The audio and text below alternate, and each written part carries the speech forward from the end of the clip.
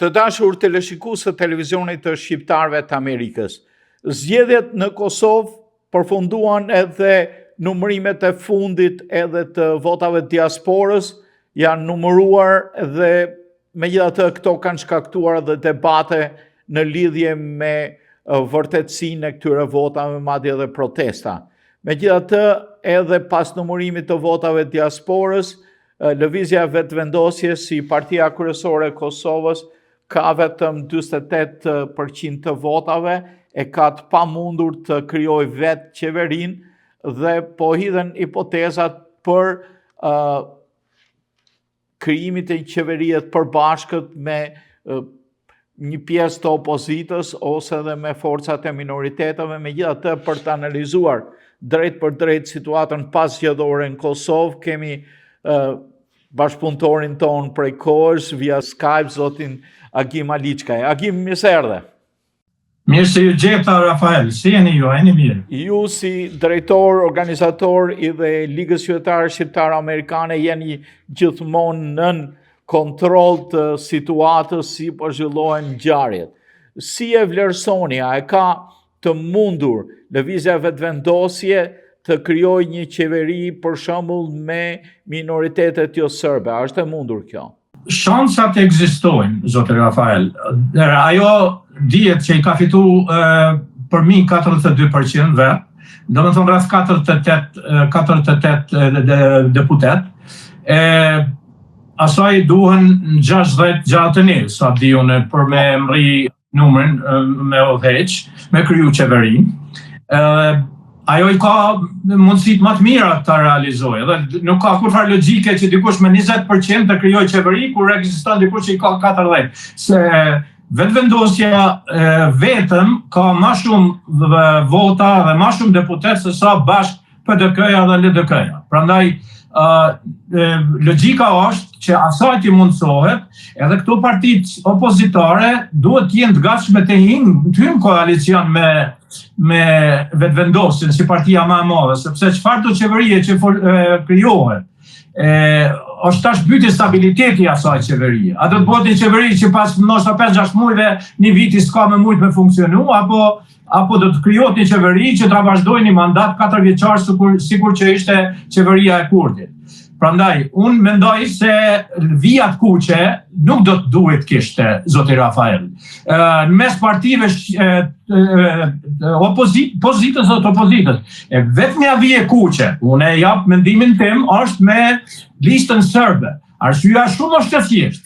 Lista serbe nuk e njeh Kosovën si shtet. Ajo është ka merr pjesë në zgjedhje vetëm për me kriju probleme. Nuk është aty për me zgjedh, për me udhëheq shtetin, për me bë mirë për popullin shqiptar, popullin serb, minoritetin serb në Kosovë, për minoritetet tjera. Ata kurfar interesi tjetër nuk kanë, interesi numër 1 është destabilizimi I Kosovës, derisa ata nuk e njohin Kosovën si shtet. Pse të hyjet në koalicion? Pse të hyjet koalicion me ta? Prandaj unë mendoj se edhe opozita me këto qëndrimet e veta, shpresat e tyre që ata mundën me kriju qeveri, minoritetit? Ata I kanë më të vogla mundësi se sa pozita, se sa vetëvendosja. Okej, ekziston një hipotezë, po I mushohet kohët e fundit, më duket ma logjike një aleancë, një qeveri midis vetëvendosjes dhe LDK-s. A është e mundur kjo?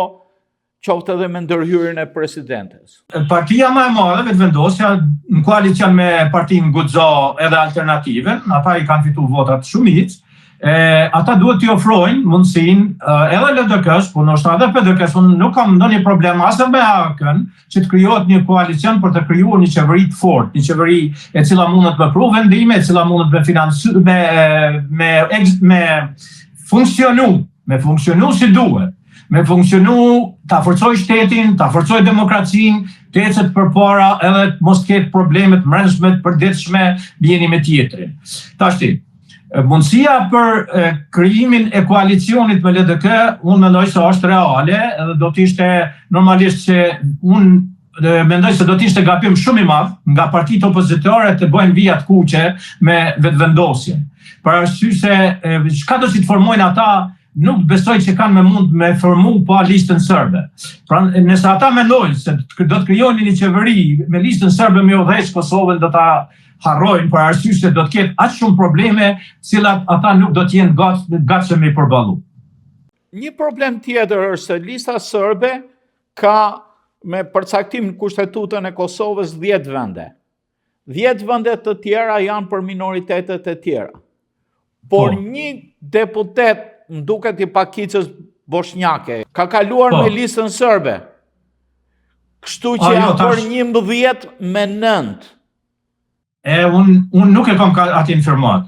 Unë e kam një informat e cila për këtyre 10-ve njëri për tyne është i Dena Drashi, që cili është e ka partinë e vetë edhe ja zvogëlon numrin serbe në nom. Unë qashtu e kam atë informat. Tash, nuk e di për këta, nëse kalon 11. Mirë po, tash ka zhvilluar bisedime, kemi informata kontradiktore, dikush thotë se një pjesë disa delegatë të vetëvendosjes do të kalojnë me opozitën ose të kundërtën, nga opozita do të kalojnë në vetëvendosje.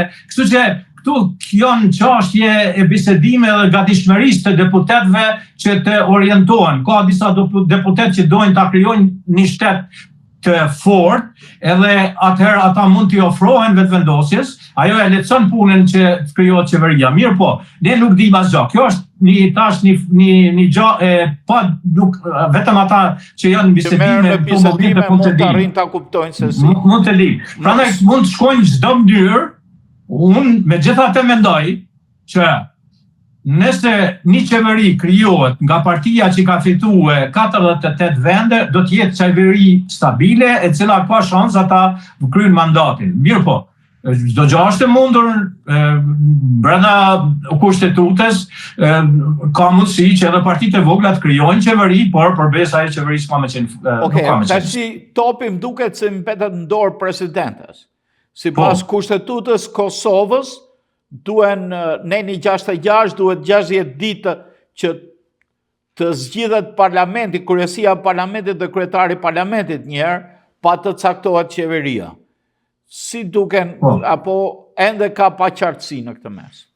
Po, paqartësi ka. Tash këto krimi po mendoj zgjedhja e kryetarit parlamentit dhe ato mund të kalojnë ma lehtë.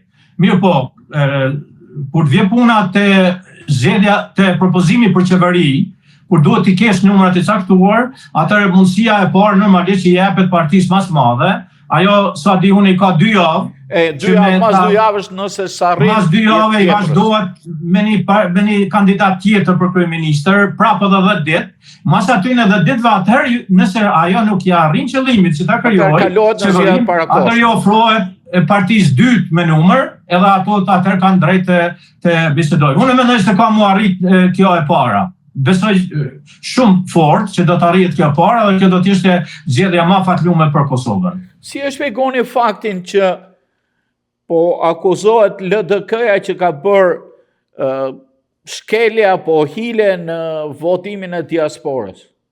Numrat të cilët kanë ardhur në këtë votimin me post janë ndryshëm edhe janë kontradiktor shumë krahasim me numrat tjerë, me trendin tjerë të votimit, a kupton? Domethënë kanë ndryshuar aq shumë sa që ekziston dyshimi që ato vota janë manipuluar në mënyrë ose në tjetrën. Unë lexova që ka diçka fakte edhe që është bërë diçka ashtu në një manipulim. Mirë po, për ata dhe nuk janë certifikuar zgjedhjet sa di unë ende, për arsye se ende ka ankesa, ende ka shërtuar këto mundësitë. Më fal, zoti Hakim, nga se di unë, nga historia e lëvizjeve politike në Kosovë, LDK-ja ka pas një farë organizimi edhe të mëparshëm në drejtim të votimit në diasporë, në drejtim të mbështetjes së luftës. Ndoshta janë më të organizuar për votimin e diasporës. Dëgjoj, unë s'mund me thonë asgjë, për arsye se nuk kam fakte konkrete për manipulim votash, mirë po në bazë të informatave që marrin. Mirë po është jo logjike. Nëse në një përfaqësi votohet, edhe LDK-ja fiton për zonë 10% ose 7%, ndërsa me vota me post i fiton 60% për shembull. Nuk ka logjik. Në të njëjtën zonë. Në të njëjtën zonë. Diçka është tash, ti mundesh me thonë, ndoshta këto te konsullatave janë të falsifikume, mirë po aty kanë qenë persona prezent 2-3 të gjitha partive, s'ka që është mundën më falsifiku. Mundësit që këto me post janë manipulu, janë mundësi të manipulimit kanë qenë më të mëdha se sa të manipulohen në përfaqësi, në për konsullata. Kjo në lenje shihet keqe, edhe juve po dhe ne të Shqipërisë që presim të votojmë për si diasporë.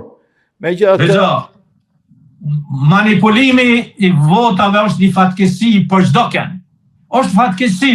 Ne dëshirojmë ta dimë të vërtetën, ato që e ndin populli. Unë po ta them me përvojë time, me plot bindje, në bazë kontakteve që kam, e di që në Shtetet e Bashkuara të Amerikës, diaspora jon, mërgata jon, dikon i afrohet 80% në përkrajet e qeverisë kurdi. Unë këto po ta them kështu në mënyrë në bazë të përvojës time, në bazë informatave që unë kam, nuk më thonë me garanci 100%. Mirë po, të bjen ajo në prej 80% që unë mendoj që do të ishte reale, që ka qenë edhe në për konsulata përfaqësi, ajo është trendi, 80% dikun. Tash të bjen në 40%, në 30% është diçka shumë e çuditshme.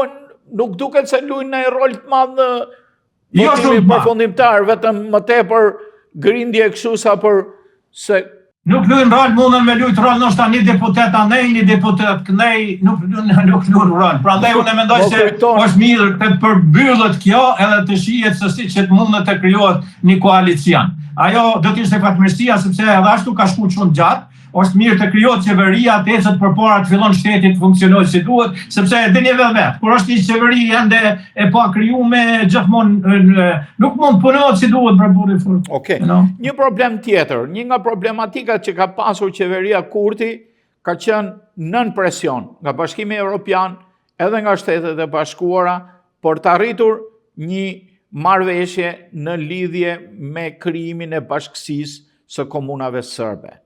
A ka luajtur kjo rol në uljen e numrit përgjithshëm të votave që ka marrë vetëvendosja kësaj here? Përbes Rafael, këtu e pas situatën këto disa muajt e fundit, kjo qeveri është e sulmuar nga gjitha anët.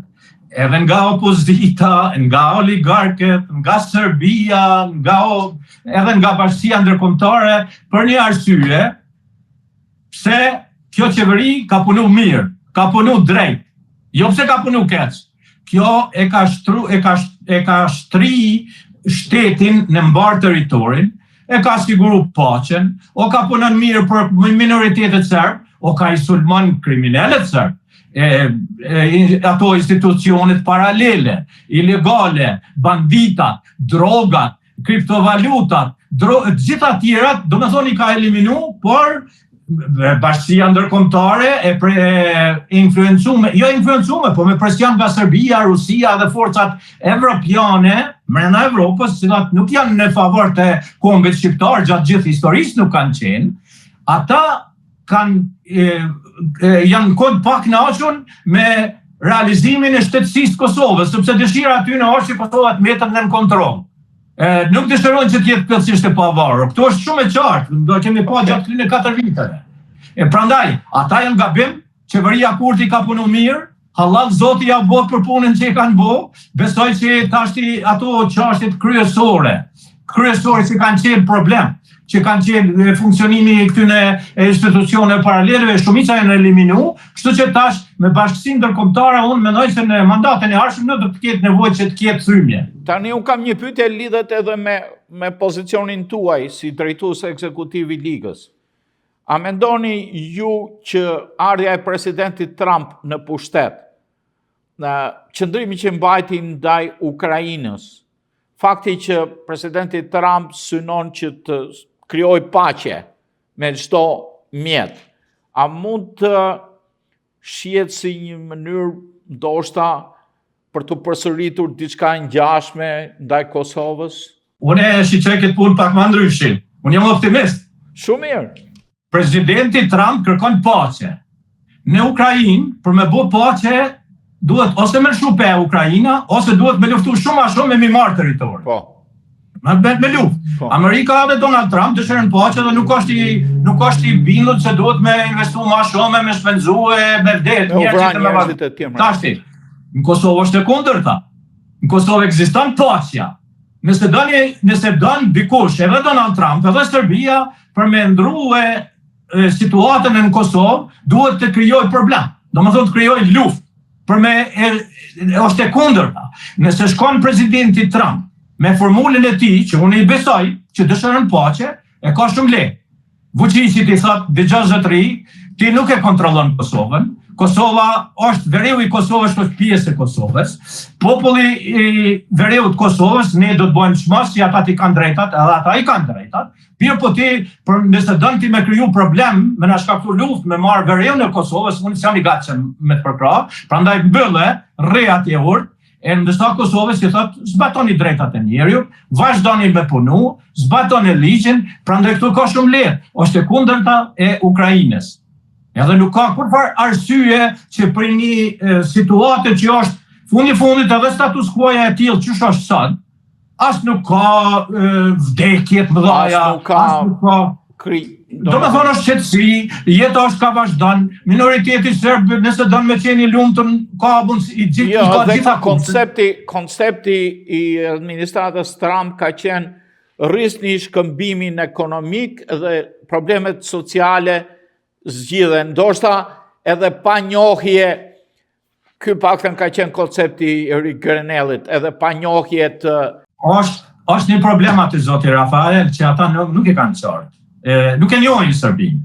Ajo dhe të funksionante po sikur Serbia t'ishte e interesume për paqe. Ajo formul do t'ishte ideale, sikur Serbia si shtet, edhe qeveria aty t'ishin të interesuar që të realizohet paqja, që serbët e Kosovës të jenë të lumtur. Ata nuk janë të interesuar për atë punë. Ata janë të interesuar me shkatru Kosovën. Prandaj këtu është ky problemi. Nuk mundet me funksionu ajo formulë sepse ti s'ki që shbën ekonomi të mirë me një shtet i cili ty nuk nje si person. Ty nuk nje, ose ta dëshiron zhdukjen. Okej. Agim, unë kam i pyetje disi të veçantë. Duke u nisur nga koncepti i presidentit Trump se tha që do të arrinte paqen shumë shpejt me Ukrainën, ka probleme të tjera, edhe në Gaza ka probleme tjera, ati mund t'i duhet një fitore. Një fitore në drejtim të paqes, konceptit të tij. Po, në drejtim të paqes. Edhe ndoshta pas zgjedhjes qeverisë Kosovës edhe pas presioneve të mëdha që po bëhen edhe në Beograd nga opozita ndaj Vučićit, ata ndoshta presin të ketë ftillime se kush do jenë qeverit përfaqësuese që të ndërmarrin ndonjë hap në drejtim Kosovës apo jo. Po, dëgjoj, sikur t'ishte Serbia, po e gatshme, edhe prap ta përsëris atë që thash më herët. Serbia nuk është e gatshme për kurfar paqe. Ajo është e gatshme edhe e interesuar ta shkatrojë Kosovën si shtet. Tashti, edhe opozita fatkeqësisht nuk ka tregu, ndoshta mundet edhe me ndryshu, sepse disa të populli serb nuk është asi e popularizuar çështja që thonë ata dalin që ne do t'ja japim Kosovës, do ta njohim Kosovën e këto gjëra, e ndoshta kur t'hypin fuqi, ndryshojnë mendimin, megjithatë unë mendoj se çdo ndryshim në Serbi do të ishte i mirë, sepse kjo qeveri po dihet se u ka punuar keq. Kjo qeveri është e interesuar veç me shkatru, veç me prish, veç konflikte në Bosnjën, Kosovë. Mori miratimin e Putinit që këta të lëvizjes nuk janë, që Putini është pro Vučićit se sa opozitës sërbe. Do të tregon deri çmas ka influencë Rusia aty. O përbes Putini për çdo ditë në rënd mendimi sipas interesave tyne. As mërzitet fortas për Vučićin ato. Në çet moment ka i konvenon Vučići, pse o ka shtyn politikën pro-ruse. Edhe ai nëse i del dikush tjetër që është më i mirë për ta, ai e ndryshon, a kupton? Dihet qëndrimi i Rusisë. Zoti Agim, ju falenderoj shumë për praninë tuaj, lidhje direkte me ne, për aktivitetin që bëni për çështjen kombëtare të Kosovës në kuadër të Ligës Qytetare Shqiptaro-Amerikane, urime për detyrën që keni marrë kohët e fundit dhe do të jemi vazhdimisht në lidhje sidomos për të zgjidhur problemet e të ardhmes së Kosovës dhe rrugën që do të marrë qeveria e re dhe rrugën që duhet për të patur një paqe të qëndrueshme në Ballkan me Kosovë të pavarur dhe të njohur edhe nga armiku i shekullor Serbia. Ju faleminderit. Faleminderit shumë edhe për juve, detyra jonë është ta ndihmojmë sa më shumë kombin tonë, edhe Shqipërinë, edhe Kosovën, edhe teritoret tjera, me sa kemi mundësi, edhe unë jam optimist se punë do të shkojnë mirë. Ju faleminderit edhe miru takofshim. Miru takofshim.